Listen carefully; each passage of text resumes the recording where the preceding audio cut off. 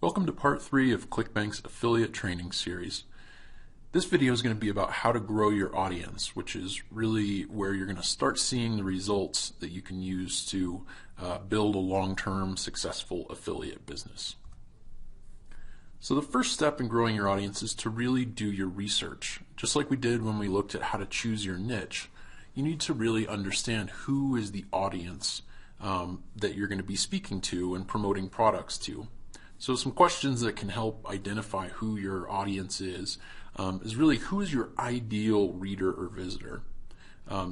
Think about the persona of that person. Think about things like what do they look like, what do they talk about, care about, hate, fear, desire. You want to think about their emotional state and their emotional needs as well as their demographic needs. So don't just think about gender or age or location.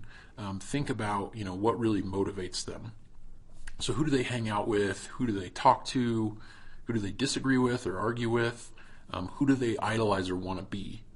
Those are going to give you some great ideas for the types of topics you could talk about and the types of products that they might be interested in. So then where do they hang out online, in person? Where do they want to go? Where do they want to travel to? Where do they not want to go or not want to do? What products, brands, or personas do they love and hate? How do they talk? Are they pretty informal, or are they very businesslike or highly educated? Do they speak passionately but not very formally, or are they analytical thinkers and they wouldn't connect with someone who's being kind of informal and speaking off the cuff or speaking with a lot of emotion? And then finally, what lingo do they use? What are the types of terminology that they might use? Because those are going to give you ideas for keywords that you could target in your content when you're wanting to rank in search engines. So thinking about what kinds of language they use is going to be helpful in figuring out how to start getting people interested in what you have to say. So just as an example, these are 3 different personas that you see here on the screen. There might be a new mom, or someone who's a pretty hardcore cyclist, or someone who's a fisherman. They're going to have very, very different needs. What they're looking to get from your product or your blog or video channel or whatever it might be is going to be very different than the other personas. There may be some overlap, but you need to be able to speak to their specific needs and desires and use the type of language. A fisherman is going to have some very specific terms that they would know that a normal non-fisherman wouldn't know. And same thing with new moms. They have things that they care about and want to hear people using those terms so that they can connect with them.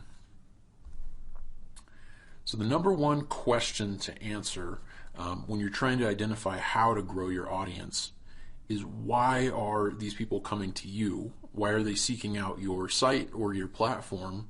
What are they hoping to get out of it? Or do they need a solution to a problem? Are they looking for more information? Are they looking to do something better or faster? So what is their big reason and desire for coming to you? And then the second question is, why should they listen to you as opposed to all the other experts or people out there weighing in on the topic?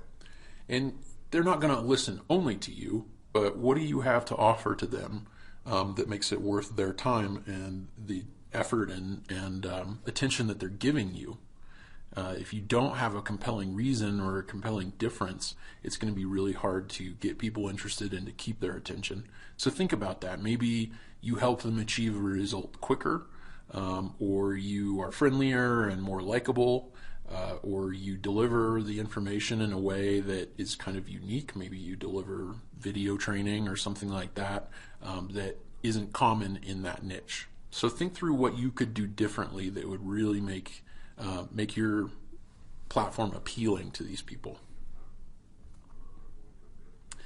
So great content on your platform, whether it's written or video or whatever it might be, that's really the foundation of building your platform and growing an audience. These days, having great original content is just not optional.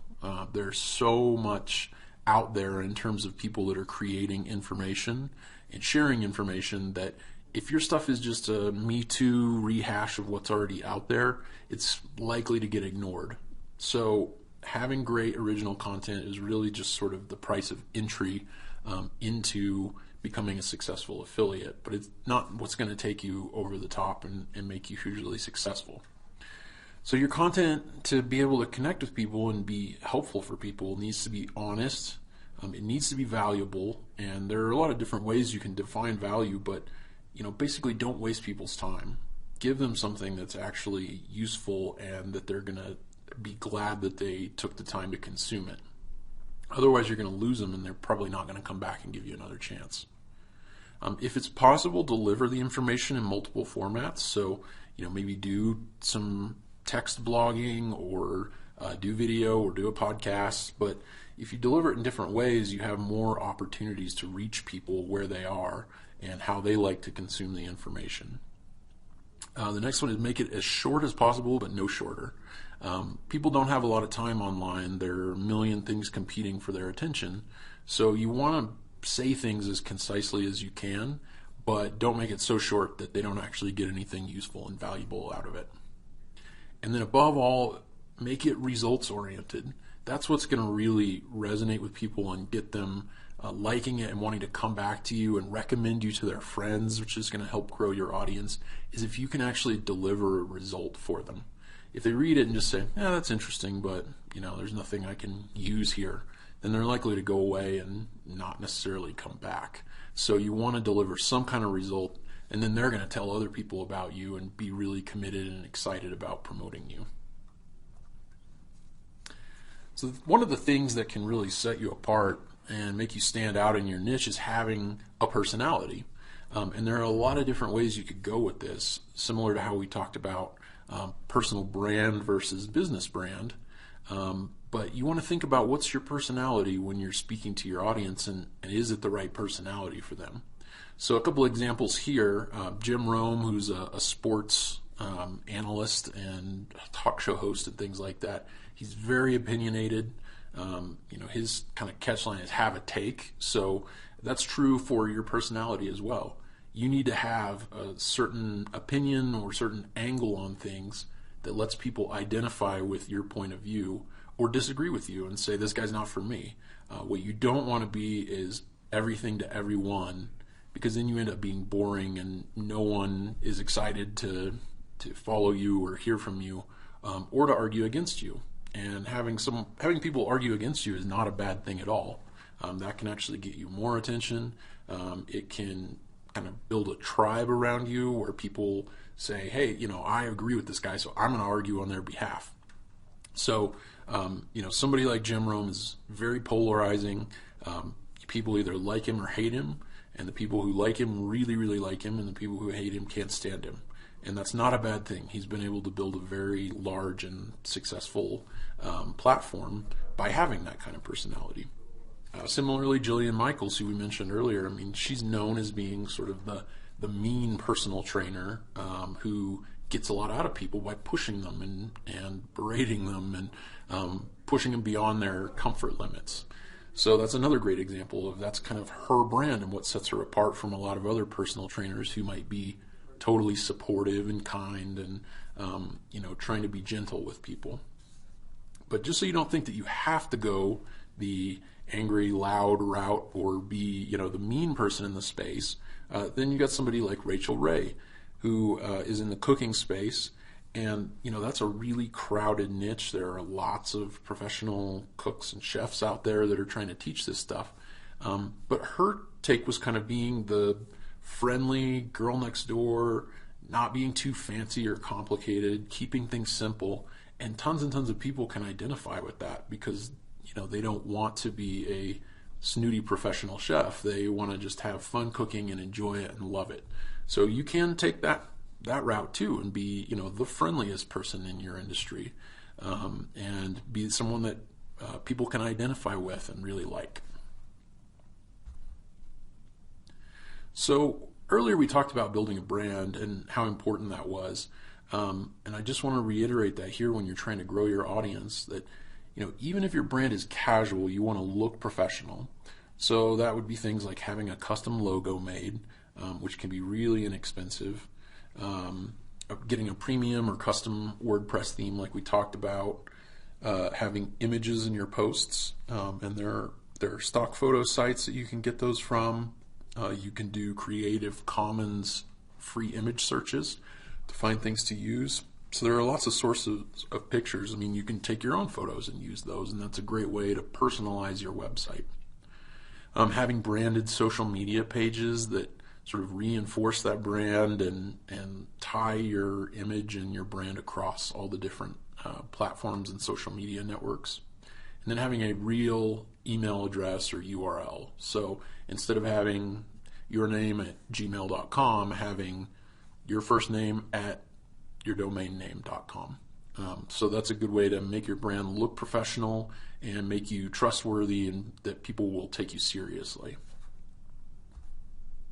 So here's some examples I wanted to show you of people who've done a really good job of building really professional looking platforms. So this first one is Pat Flynn of smartpassiveincome.com. His is fantastic. I mean, he uses similar colors and imagery across his whole site.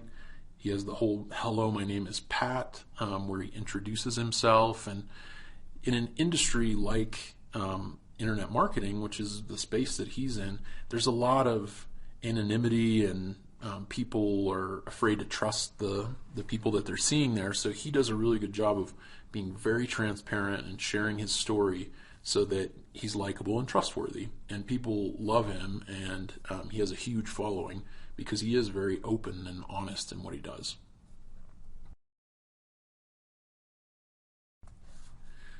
This next one is a website called nerdfitness.com. It's a great example of both kind of niching it down and also identifying who your audience is and who your tribe is.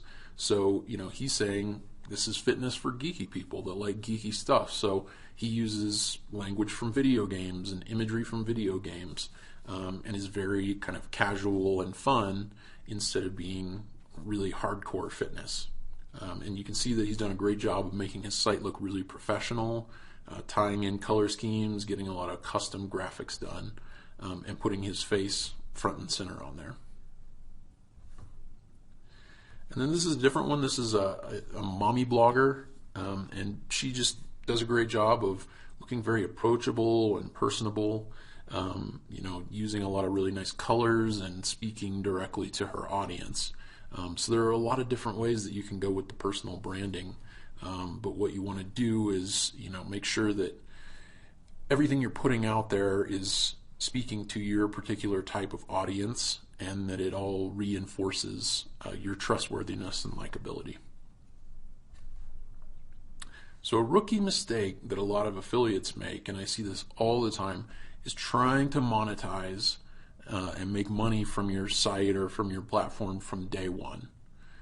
This is just a bad idea because it ends up that you look like you're trying to make money rather than connect with people or really share a message or share your thoughts. So you're much better off focusing on building your audience, putting out good content, connecting with important people in your industry, than immediately slapping up advertisements on your website from day one, or your first post on your blog or on your YouTube channel or whatever it is an affiliate promotion. You're going to have plenty of time to make money once you have an audience in place.